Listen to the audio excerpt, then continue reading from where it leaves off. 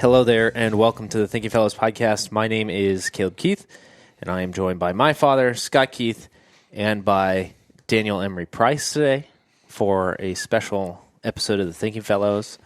The Thinking Fellows is part of the 1517 podcast network of shows. You can go to 1517.org/podcast to see all of our shows there.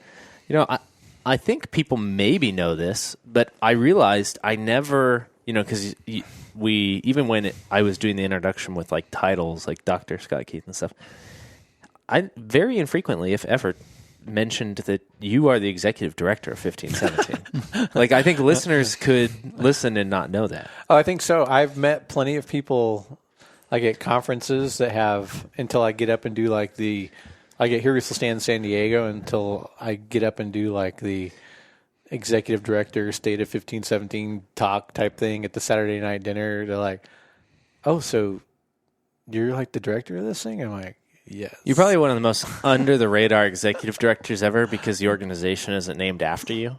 Well, it's also been from the beginning, one of the goals of 1517 to not make it centered on any one personality or person. And to really diffuse that among the Thinking Fellowship in general. And so I've never really felt it as necessary to walk around going, oh, I'm the executive director. Because I didn't ever want to make it about me. If anyone could have done that in the beginning, it would have been Rod. And it was one of Rod's goals to not do that and to sort of promote the people that he had educated and trained throughout the years. And so we just sort of moved forward with that. I feel like it's pretty great now that we have Seth and Dan on. Yeah, I was going to say Dan is leadership. Now executive tier leadership as well. He's we used to call him our director of operations, but I think you're operations executive now. Yeah, we're gonna go look at it. That's I'm actually going to go. I think that's what it. I think that's correct. Yeah, and Seth is strategy executive or something. Executive of strategy. Yeah, Dan says operations executive. Yeah, and Seth says strategy and marketing executive. Right. Yes. We should say strategery executive. Strategery. All it really means now to be executive director is that I sit in meetings with Dan and Seth now, and we That's Seth call. think Seth makes us happy. That's funny. No, that's not all it means, but it's pretty fun. It's been fun. It's been fun to We have to be pick part of 1517 for 7 years now. Yeah. We have to pick a strategy here because, like, we have the terms interchanged. So you're executive director. Yeah, we talked about this, actually. And then Dan is operations executive. And then there was only one solution, and we didn't like it. And the solution would have been, and the board would have been fine with it, to make me chief executive officer, to make Dan chief operations officer. I see. And to make Seth chief strategy officer. I was going to say we have the same thing with directors because, like, Doug is creative director, and then I'm director of podcasts. Yeah, so there's a couple of those that fit, and we rejected the CEO, COO thing because none of us really liked the idea of what should be a small nonprofit, well, it's not small, but just like a homegrown, I don't know what I'm saying there.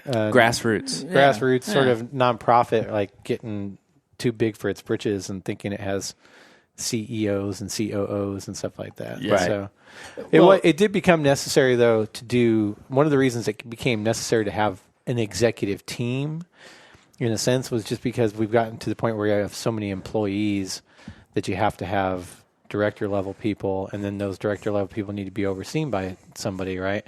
And when it was just me, that meant like I had 10 direct reports or 9 direct reports or something like that, and that just doesn't work effectively.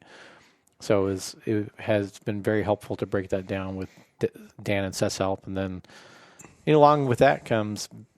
It's not like I wasn't bouncing things off Dan before, because it totally was, but along with that comes just more diffusion of decision making, which I think is good.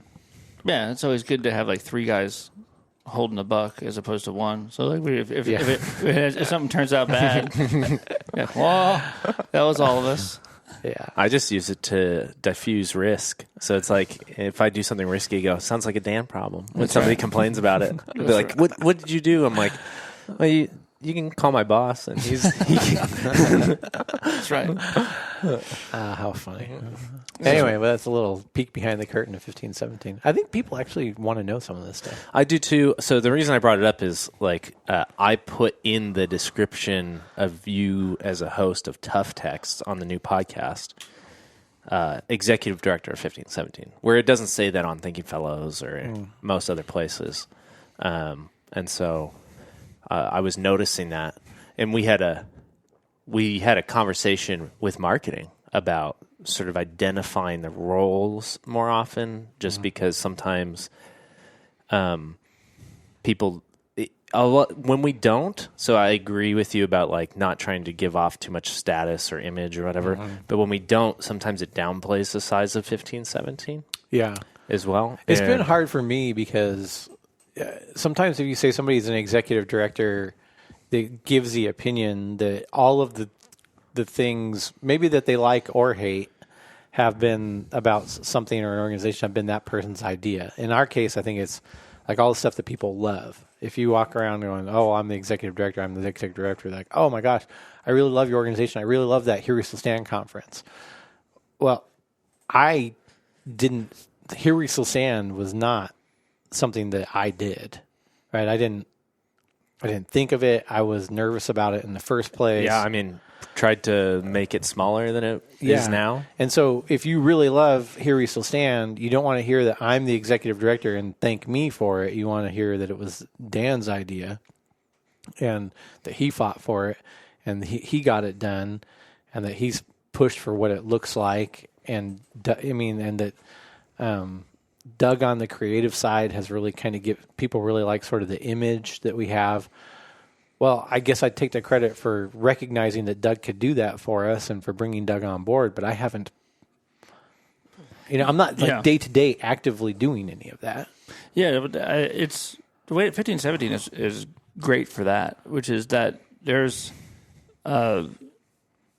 people's like sort of there's a lot of different fingerprints all over different stuff, whether it's different podcasts or events or academies, and no one person is the person that is needs the lion's share of the credit for any of those things. There's a lot of really talented, really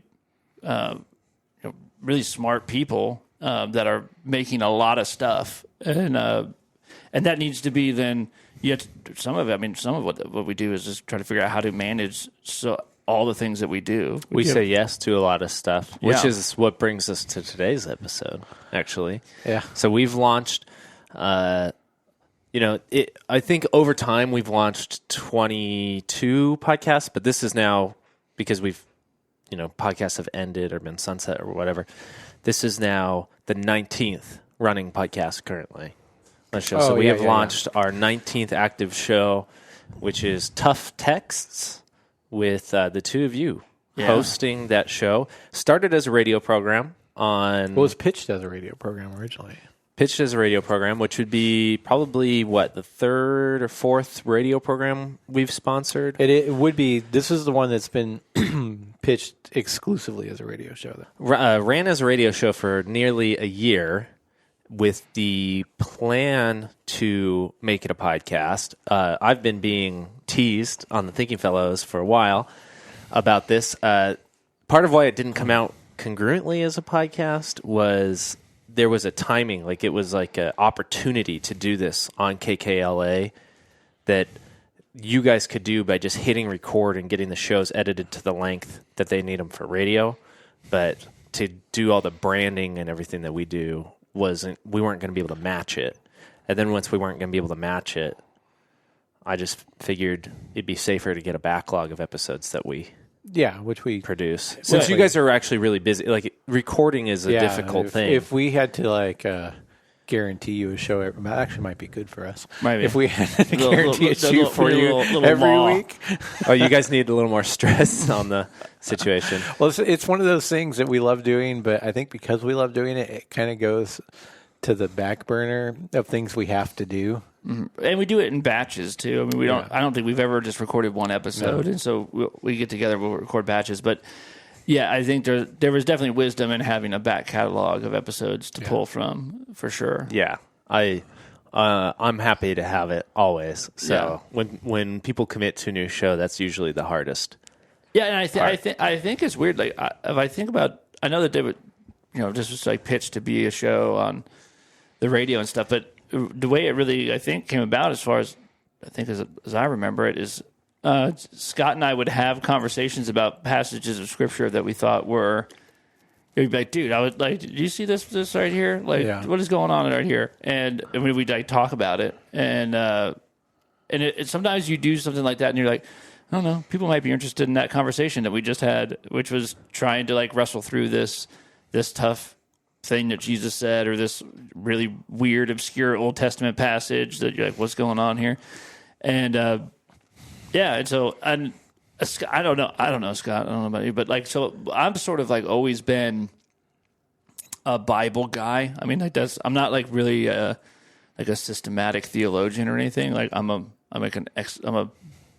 exegetical guy. I'm just a dude who like has read the Bible a lot, and Scott, who's like more of a formally trained systematics guy. I think as we've had conversations, Scott, no, I'm not saying, you can correct me if I'm wrong, but it seems like we're like there was a coming back like to the Bible and saying like, this is actually really fun to talk about. Yeah, that's very much true. It's not like I don't like talking sort of what I think you'd call theology proper. Still, I do. But making sure that any of those conversations have a greater connection to the text than to just quote unquote ideas is really important, and is fun. It's been more fun. I mean, I still love what we do on Thinking Fellows, where you're sometimes just talking about ideas. Like our latest episode, very much is idea based. And I would say most of ours are. I mean, not to say it's not a biblical show, and I love that the titles of Thinking Fellows aren't Bible verses. Yeah, and I love that, and it's what I'm trained to do. But this is just so much fun. I think it's partly fun because it takes me back to like, this is how you get interested in it. You get interested in it because of what the Bible is saying, and then sort of go from there to what other people say and commentaries and systematics and on and on and on. But this takes you back to why you fell in love with it in the first place. Well, and also there's like spaces for all those things. I mean, so like I love talking about theology and different theological traditions and what they think and why they think it and all that stuff. I think that's great for a certain audience, and there's a certain audience where they're not there. That's not where they're at. They'll literally say, "I just want Bible." Yeah, and they're just generally you have a lot of Christians that are like, "That's all great. I just want to know, does the Bible say it?" And that sounds really simplistic. I know, like where you're like, "Well, it's not that easy," but sometimes it kind of is that easy. It kind of is, but I would say one of the things that our the Tough Text show goes on KKLA, which is I would say it's sort of a generally evangelical Christian radio show. It's not radio station. It's not like Catholic radio or denominationally based in any way. And I would guarantee you, though, that some people who just want on that station who just want to hear the Bible and they hear us, like the episode you released on baptism, they're hearing some things that they've never heard before regarding baptism. Yeah. And some of that is theology proper, but it's linked to the text that we're discussing there. And it's like you can't do the conversation without the text that's being discussed. Whereas sometimes, just like on an idea of baptism, you kind of can. You can refer to the whole of Scripture. Scripture generally speaks this way. In this show, we're dealing with 5 or 6 verses, maybe, sometimes 1 or 2. Mm-hmm. Yeah. That's good. Well, the thing I wanted to do for this show, keep it Thinking Fellows oriented still. Mm-hmm. So we're not going to do like an episode of Tough Texts on here, but we're going to ask the question here. Thinking Fellows, I think we've done an episode maybe on this a while ago, but we've asserted in many different places that the text of Scripture is clear. sometimes called perspicuity of Scripture. It means that it's understandable, that it's clear, that whatever... That's a good systematic word. Yeah, it is. That whatever it's trying to deliver, I think, isn't encoded or secret. It is plain. Luther calls it the plain text of Scripture. Yeah, I use that phrase a lot. It sometimes gets me in trouble on Thinking Fellows. Plain text? Yeah. Yes, you and Bruce had an argument about plain text, right? About that. Actually, and on Outlaw God, we've been recording episodes about the plain text of Scripture for the last 3, and Paulson was excited that we were going to do this episode of Thinking Fellows as well. So I will just ask this question here: how can we assert that the Scripture has a plain meaning, that it's clear, that it's understandable, some texts are tough, and then we go ahead and turn around and publish a podcast called Tough Texts? Yeah. I'll let Dan go for a while on this, but I would say sometimes it's just because what the Scripture is saying, or even saying to you, is clear, but it's just difficult to hear. And so in it being difficult to hear, your sinful mind churns it into something less difficult to hear. And this happens with preachers all the time. Well, they will run across a difficult text that will be difficult for their people to hear. So they'll find some way to write a sermon that makes it easier to hear. I mean, the greatest example of this is Jesus pointing out that when God says, do not murder, which the Pharisees thought they had on lock, like, we got that. I've never bashed somebody's head in with a rock. Jesus is like, yeah, well, I've only wanted to. You hate a bunch of people, and so you've killed all these people in your heart. And they're like, what? And so then they actually killed him for saying that. Then they actually killed him for saying that. Yeah, and so it's it's stuff like that. There's tons of. I mean, it's at least partially stuff like that. There's tons of verses in the Bible that you run into them, and you literally don't want it to mean what it clearly says. Or Scott, you think it can't mean that? Like, you have some idea that the Bible is different than it is, and so you read something and you say that can't mean what I think I just read. So it must mean something else. So there's definitely texts like that where you're like, well, that would. God this is my body shed for you for the forgiveness of sin. Baptism now saves you. Yeah, baptism now saves you. So there's theological ones where you're like, well, that doesn't. What this text says doesn't match with my theology. I can't square it, so it must mean something else. So that would make that text hard then for you. But then there's other times where God or Jesus or a prophet or whoever will say something, and you just say, "There's no way." Like, I'm not reading this right. I got a great one. I'll give you Joy and I, your mom. My wife. We're sitting at a bar in a pizza brewery in where were we? It was Kansas. We were in Salina, Kansas, the other night because we're driving from California. Wait, it's Salina? Yeah, I said Salina. I said Salina, and Seth, he knows Midwestern stuff. He said, no, that's Salina. Because in California we have a city spelled exactly the same. I know. Yeah. Okay. Yeah. Salina, tomato. It's in Kansas, right? And we go and get our cauliflower crust pizza, and are sitting at the bar listening. And there's a bunch of people older than us, so 60s and 70s, sitting behind us, and we are, of course, eavesdropping on them. Oh yeah, as you should. And they're obviously all church-going folk.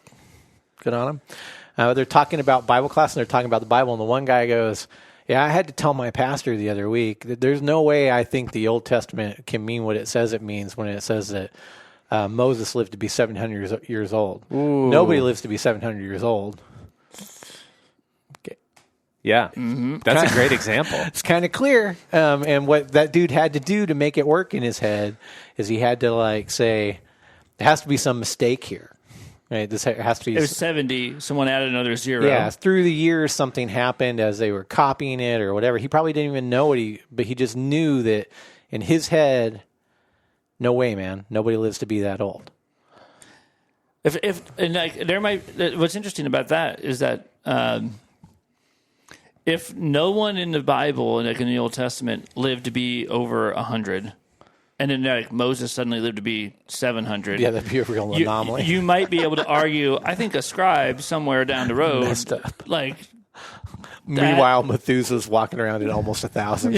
Yeah, like he must have added another zero on this thing. Like, what's going on? By the way, Moses didn't live to be 700 years old, so I don't even know what that guy was talking about. Yeah, but yeah, I know. That's one thing I said to Mom right away. He died right outside the promised land. Yeah, he was like not even close to that old. But I think he was talking about. As he went on, I think he was actually talking about Methuselah, and I think he was getting 700 mixed up with 900. Yeah, and M names in early Genesis, right? We got a lot of 600. Yeah. There's a lot of people over a couple hundred, right? So unrealistic, right? According to our lifespan and this guy's experience, this is an unrealistic thing. Yeah, lots of people trying to change that, though. I think what you like, obviously, the answer when you're talking to someone like that is like, okay,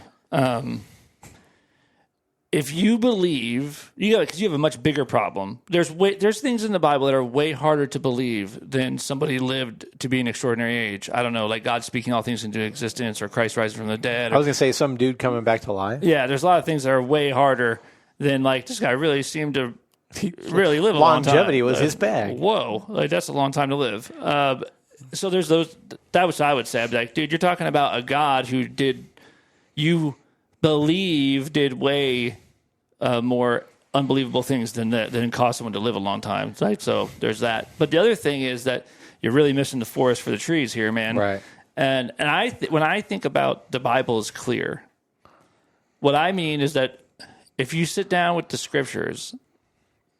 You are going to find that you're a sinner in need of saving, and the plan that God has put forward to save you is clear throughout Scripture. This is not hard to figure out. It doesn't mean that every verse is very easy to understand, but it does mean that ultimately what God means to communicate is not like super hidden or difficult to see. So classically, it's meant a couple of things, and one of them is that the Bible isn't all full of what the Gnostics thought it was full of, is like some sort of secret knowledge, right?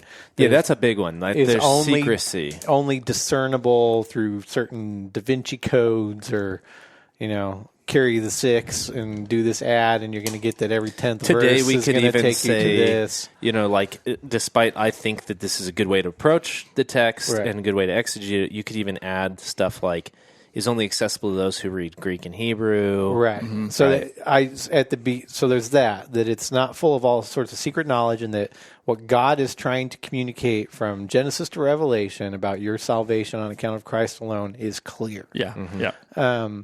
The other one is that even in Greek and Hebrew and Aramaic, that it's written in a vocabulary that was just blatantly understandable to the people of the day, and eminently translatable and thus understandable for us today. Yeah. It doesn't mean that the order of the words, though, even though those words are simple, sometimes those words are put in an order that form a sentence that hits you in a way that you're like, what? Yeah. Like and that's where things get complicated. It's not that you don't understand it. You know what these words are. You know what these words mean. The order that they are in tell you something that you're like, I'm very uncomfortable with this sentence. There's also this thing where, depending on what kind of your approach of reading the Bible, like you think that everything is applicable to you in a way that daily life now. Yeah, which it's not a lot of time. Which is where people like the Moses 700-year-old guy often get hung up on the Bible. Or you just like might ask like, well, how do I apply this, right? Yeah. And you're not deciding like which texts are descriptive and prescriptive. There's a lot of text in Scripture that aren't telling you to do anything. They're just telling you what someone else did. They're telling you the story. So if you read that when David was an old man and he couldn't get warm, and he said, sent out, and they found like some young virgin to go lay in bed with him to keep him warm. And you're like, what is this telling me I should do? It's not telling you nothing. Yeah. It's not telling you anything. It's just telling you what David did. Yeah. That's it. It's interpretation, like viewing every text as needing to be interpreted versus heard, is a big part of viewing every text as needing to be applied to you in some real practical way personally now. Yeah, and that's kind of what I was going to go on to say is that sort of these theories of interpretation also are ways to make sure that it's applicable to everybody. Yeah. So so you search for something, you can find something there. There's a lot of ways of doing this, right? You can make an analogy from any text to your life. You can. I'm good at that. these presuppositions of that can't happen aren't just the miraculous either, No. right? So Paulson and I's 3 episodes recently have been about Exodus and the hardening of Pharaoh's heart and the amount of theology and ink spilled saying, well, we know God couldn't have hardened his heart. He had to choose to harden his heart, right? So, and so that's sort of interesting too. Yeah, there's all there's kinds stuff of- in Scripture we read and we go that no, we know God doesn't do that, and so Or there's things where you're like, well, I mean, God wouldn't do that, but there's lots of things that He would and does do that you wouldn't do, and there's also things like you'll read a story and you'll try to figure out how to soften it. Yeah. That's a big one, I think. I mean, one of the most disturbing texts of all Scripture, which is one that will come to the podcast at some point. We've done it, but it'll probably be a while before it hits the podcast. But it is in the Old Testament. It's in Kings, and you have this guy Jephthah who makes a vow to God. If you help him get the victory, then he'll sacrifice the first thing that comes out of his house, and this whole thing goes down. And it's the most horrific story ever. Yeah. And then I've heard so many people try to figure out why this doesn't mean what it pretty obviously means. And the text is hard, not because it's hard to understand. It's right there. because you don't want to understand. It's because you don't want it to say that. Yeah. And you don't want to believe that the Bible would include someone making a huge mistake while trying to be pious. Well, and in that text specifically, I mean, what happens is what so often happens when we try to teach something that recorded in the Scripture, where somebody does something, and we assume it's because God told them to do it, and it turns really out said- that God didn't tell them to do it. They just went and did this thing, and this is the case here. We did. This is going to be a little controversial one, but I think we also did the apostles voting after. Yeah. Oh yeah. There's lots of ones too where it's interesting, right? Where God won't Did command God you tell them to take that vote? No. Did they take the vote? Yes. And- Is it recorded in Scripture? Yes. Yeah, you see this. You see this in Ezra. We just did this in 40 minutes. We're in Ezra right now, and you see the people get back. They come back to Jerusalem, and a bunch of the leaders marry some wives that are whatever different religions and stuff. And Ezra freaks out, and in a totally fear-based move, says everyone's got to get divorced and sends all the women and children away. Now, and you're like, well, there you go. See, that's what God wanted. Well, Turns out God never said. God, he didn't ask God. God knows thus saith This the dude's a Lord. prophet. He makes his cash on talking to God for people. Yeah. He just does it. And so then you're trying to figure out, why would God want you to do that? Well, never said it. This is just telling you what happened. It doesn't say There's that none God, of the key words here saying. But if you hear that preached on, I almost guarantee you're going to hear it preached on that God told him to do it. That's interesting. Yeah. and then you have to try to figure out Same thing with Jephthah, and same thing with the apostles choosing Matthias. And the reason those things become difficult is because you look at someone like Ezra doing that, you assume this is a prophet, so he's going to make the right decisions all the time, which is a bad assumption. Yes, it is. So he does this thing, and then you have to try to square that with Paul, who says, oh, if you have an unbelieving spouse, you don't get divorced. Instead, if she'll you stay, have to suffer it. Yeah, you try to convert her, and you're like, ooh, who's right here? And you're like, I don't know, probably the one that says, thus saith the Lord. That's probably the one. The other guy who's just doing it is probably no, you probably shouldn't have done that. And I think that's where things get tough, because you want to assume that Elijah or Ezra, whoever, is well, they're always doing the right thing. And you're like, no, unless it says in the text that then God said to him, and then he went and did Moses this thing. is a great example. He strikes the rock. Yeah, he's able to do the thing, but God didn't Tell clear. him to. Yeah, And then God says, you did this. You made an implication that it was from me. It wasn't from me. And thus you don't go into the promised land. yeah. We have example after example after example of doing this. Now, sometimes, it's a good thing, right? And sometimes it's not. How about when you're trying to be, you're like a righteous, believing dude. You're in the priesthood. You've recovered the Ark of the Covenant. You're traveling along. Yeah. It's about to fall over, and you don't want the Yeah. throne of God, the seat of God, to fall off the cart So you and go to smash catch into the it. ground. So you steady it with your hand, and God strikes you dead. Like, rough, dude. It's a rough day. It's a rough day. And that's a tough text, not because it's difficult to understand what's being recorded as it happened, But why? but why? The law always kills, and there's a law against touching it. I mean, The guy's just trying to do the right thing, Caleb. Yeah, rough. Yeah. Some of those are funny too because God does warn you about certain things. So it's like with your Jephthah thing, it's like God says don't take oaths.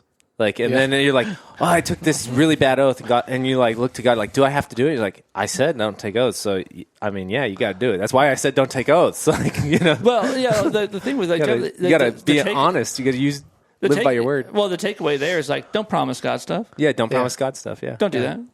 Especially if he hasn't told you to. Yeah. Which, by the way, he never tells you to make promises to him because he knows that you're a liar. Yeah. Don't keep asking God for a king after he tells you that it won't be good for you, and then watch, at least every other generation, if not, most of them be bad kings. Yeah. Yeah. Yeah, that worked out great. Real good. Yeah. You got 5 out of 60. Yeah. One of the reasons it's not clear to everybody is because not everybody's been taught, what I think Chad had labeled in his book, the Christ key, where, the argument there is that the Sunday school, I'm going to give the real basic argument for Chad's book. The Sunday school answer is generally right, So, what's going on here? Why did this happen? And little 3-year-old says, Jesus. Yeah, that's probably right. Yeah, I mean, just a couple of weeks ago, right, we had the Road to Emmaus reading for Easter. Yeah, where he literally says this. And it's like one of the best ones ever because I think I stole this from Eric. I think Eric said this, and I subconsciously stole it, but called it the greatest Bible study ever. Because Jesus opens the entire Old Testament and just goes, this is about me. This is about me. This is about me. It's about me.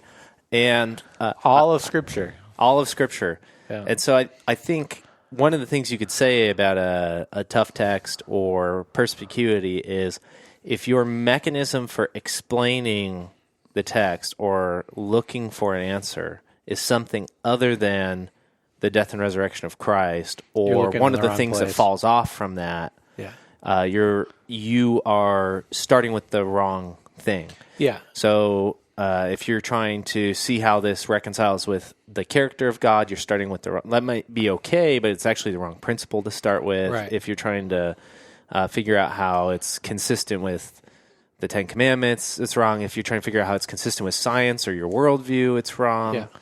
Well, or if it's just plucked out of a context. I mean, a lot of times some of the texts we do are just like, hey, go back a chapter and it's real easy to understand. Yeah, I mean, people be like, this text is really hard, and it is really hard if it's just these 2 verses like set aside and on their own. You're like, oh, what do I do? And so you like read the verse before it. Yeah. Well, there's a, and I get it, man. Like not everyone is like studying the Bible all day long and stuff. Like you have jobs and stuff. So this is kind of what we're trying to do in this show is say, hey, let me help you. So okay, that verse is pretty difficult on its own. Let's talk about who the author is, who he's writing to, the context of the letter, what came before it, and then I think that once you have all that, you can see what this is saying. It usually slots in a little bit better. Let me make a case for systematic theology for a second here, because not that systematic theologians can't make mistakes or complicate tough texts, but some of the people who ask the question, they may have invented complicating tough they might have invented complicating it.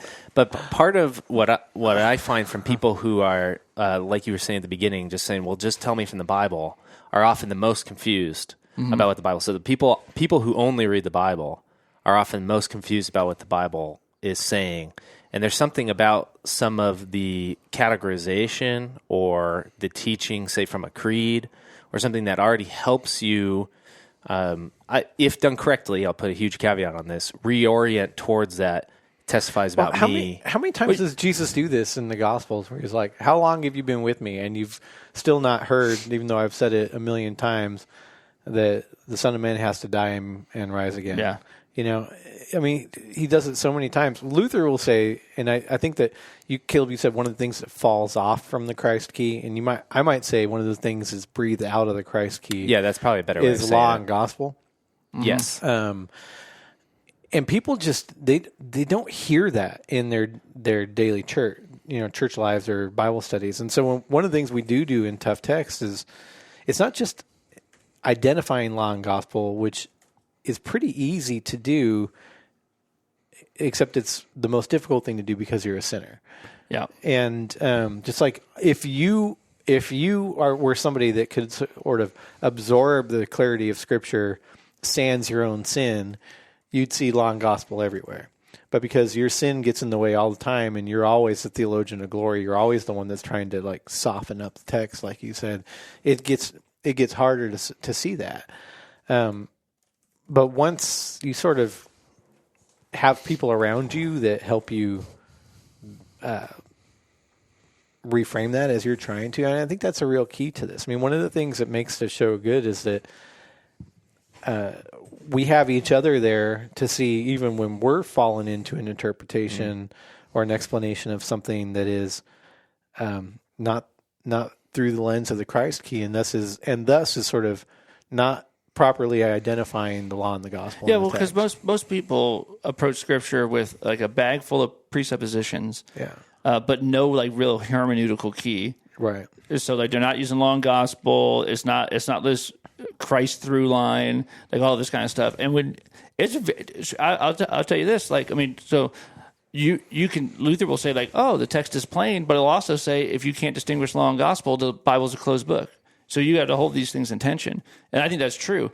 If you're not reading the Scriptures through the like using a hermeneutical tool of law and gospel, looking for the through line of Christ crucified for sinners throughout the whole thing, no, I don't think you can understand the Bible. I don't think it's clear at all. But if you have those tools, then you can understand it. Now the words are still clear in the page. And I think some of those tools help.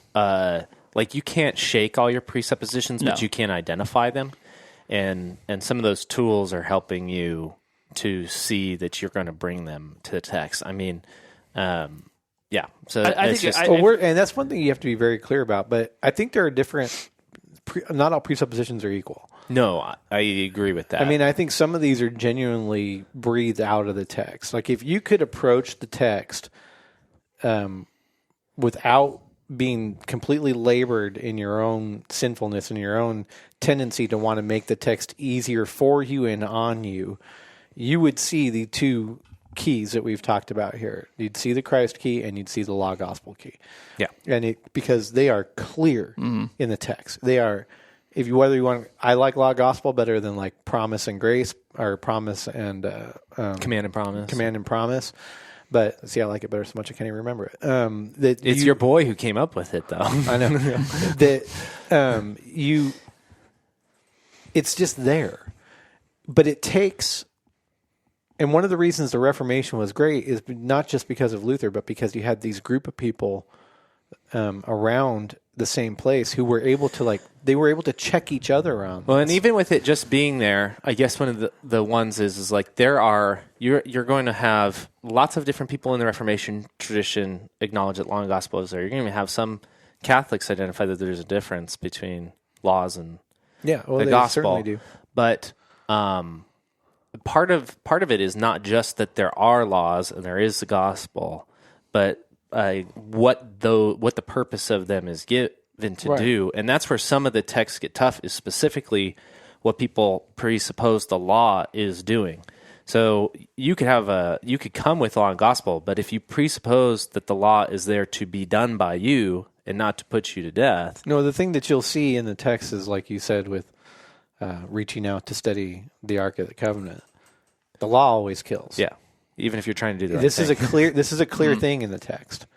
It's tough though, because oftentimes these people are trying to do what they perceive as the right thing, and the law still kills them. And if they were my neighbor, it is the right thing. The law always kills, and the gospel always brings life. Yeah. The command always kills. The promise always brings life, and that is hard because you see people, quote unquote, and I think of this about the Pharisees all the time. You see people doing the quote unquote right thing, who then specifically Jesus, he just comes and hammers on them. Just hammers on them. But if they were your neighbor, if this Pharisee that Jesus is calling part of, one of a brood of vipers, one viper and a brood of vipers, that you'd be like, oh, that's a good dude. I wouldn't mind if my daughter married that guy. Yeah. That's It's pretty upstanding viper. Yeah. Well, when Jesus says that your righteousness must exceed that of the scribes and Pharisees, That's a compliment. I mean, It's backhanded. he is saying to the crowd It's of a compliment sandwich. Yeah, he's saying to the crowd of people, like, you have to be more righteous than the most righteous person you know. Yeah. Yeah. Envision the best person. He does that all the know. time. I think about that with the rich young ruler text all the time. He does not correct he them doesn't about. correct them, He does not correct them about. I have fulfilled. Yeah, I think we did that one. Didn't we do that? Yeah, it's sort of one of my favorite things that pops up. I think from Law and Gospel in that text is, is that there's no correction there. So it's very interesting. No. He doesn't laugh at him when he's like, "These I have done since my youth." And Jesus is like, "Oh, right." No, Jesus is like, yeah, but that's not how you're going to get saved. Yeah. Like, Well, Jesus knows what still very few Christians today know, that like righteousness is like it's like pregnancy. You either are or you're not. There's not degrees. And so when someone goes up to Jesus and says, "I'm righteous," he's like, "Yeah, okay," because in our minds there's a measuring stick, and you could be like, well, some people are more righteous than other people's. And when Jesus says, your righteousness must exceed that of the scribes and Pharisees, he's really just saying the most righteous person you know is not actually righteous, man. Like this is an all or nothing kind of thing. If you're righteous, you're completely righteous, and if you're a little bit not righteous, you're not righteous at all. And that's why it's that way with the rich young ruler. But it's those kind of things, like because there's a lot of text then that you could approach and be like, maybe I could get a little more righteous if I just did this thing. And you do need someone to come along and maybe help you with that and say, well, actually, you're either righteous or unrighteous. Those are the categories that God's working with. Well, and even the guy that he acknowledges has, quote unquote, fulfilled the commandments from his youth is obviously still not fulfilling them in a way that is righteous. Right. correct. Because when other people say this to him, like, "Oh, sir, I'm not married," and he's like, "Oh, you're right. You've been married 5 times, and the person you're currently living with is not your husband." Yeah.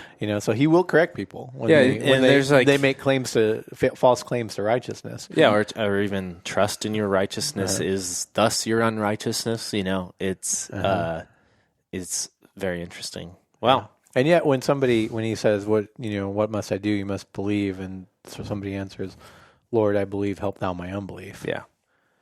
Boom, righteous. A little bit of little mustard seed of faith. Yeah.